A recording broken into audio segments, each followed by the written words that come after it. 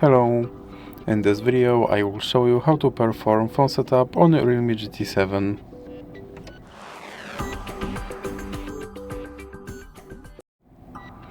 So we have to start by pressing on this arrow button, and here you can select your language and then click next, and here you have to select your region, then click next again, and here you can set up your device using another device, or you can just click skip.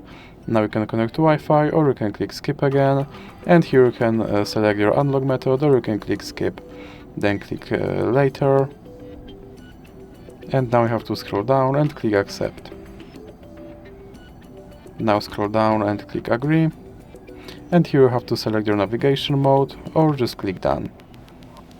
Now click get started, and as you can see, my device is now set up. So that's it for this video. If you liked it, please remember to leave a like and subscribe.